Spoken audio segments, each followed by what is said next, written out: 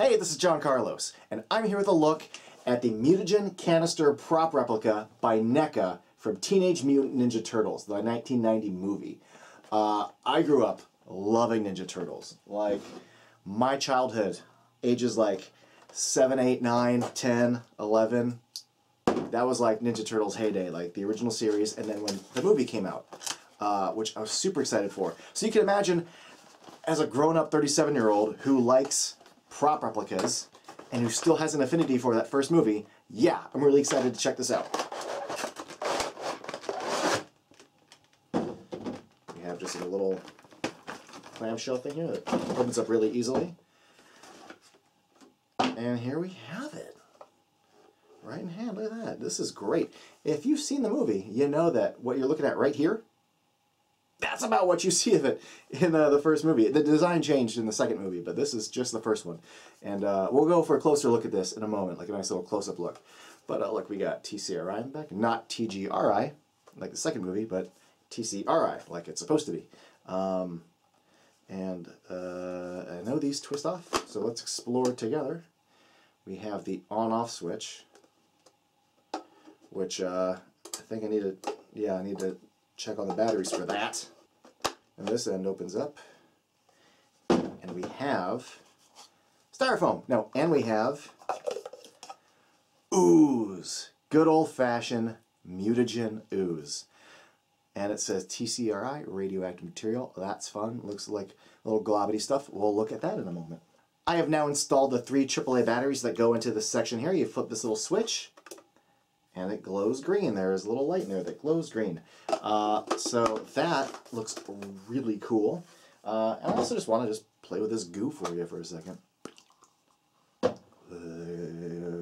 It is definitely good old-fashioned goo. It doesn't run like liquid, but it's definitely, it holds its form a little bit and starts to get all gelatinous and gross, so that's fun. This takes me back to my childhood. I know they still make stuff like this, but I felt like this was really a thing you started seeing in the 80s and 90s, just playing with Ghostbusters slime and Ninja Turtles ooze and gooky gacky stuff. So yeah, that's fun. But I think the label on here, it's a nice little touch. They didn't have to go do that, so props to NECA for going the extra mile for that. Now let's take a closer look at this canister. Alright, taking a closer look at the canister, and one thing I noticed is that there's a little bit of like brown paint in some areas, which help add to the effect of the fact that this is supposed to be metal. A little bit of brown goes a long way to adding a kind of rusty effect. So there you go, right there in some of the nooks of these little side ovals. So that's a nice touch.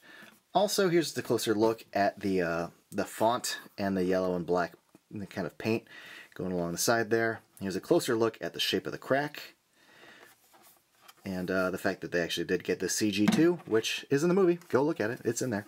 And then here's just the writing on the back. Very simple, very clean. I'll give you guys a look at the inside of this, so that when we turn this little switch on, you can see the little green light inside, a little screen in there. Let's go take a closer look at this in the dark. Okay, here it is in just some dim lighting, and you can see that the green light already reads pretty good.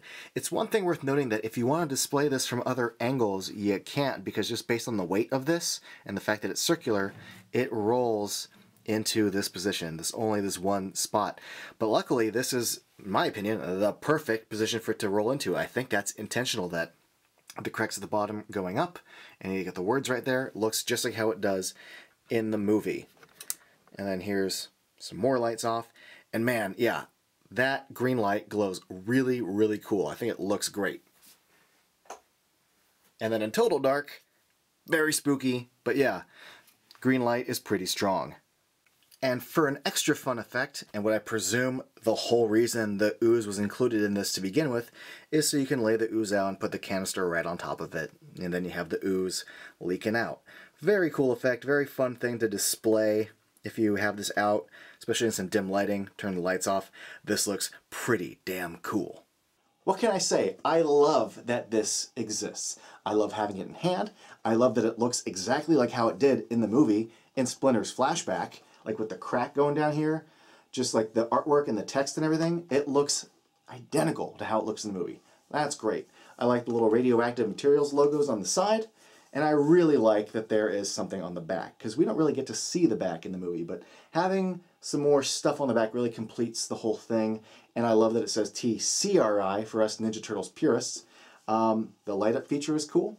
You have to ask yourself if this is worth what I'm seeing as the retail price of $44.99 to $49.99. Although I have seen some retailers selling it for like $42. Piece of plastic, cracking it, lights up, comes with goo. My opinion, if you love Ninja Turtles, 45 to 50 bucks is totally worth it for a replica of this size with the work that went into recreating this and the light up feature. I think maybe anything over 50 is a bit much, they'd be pushing it, but that's totally worth it for something that you love, at least for me as a kid who loved Ninja Turtles. The 9-year-old in me is like, this is cool. So yeah, there's my review. I like it. So thanks for watching, everybody, and if you want, you can follow me on Instagram, you can follow me on Facebook, subscribe to me here on YouTube, all that stuff. Thanks for watching. Bye.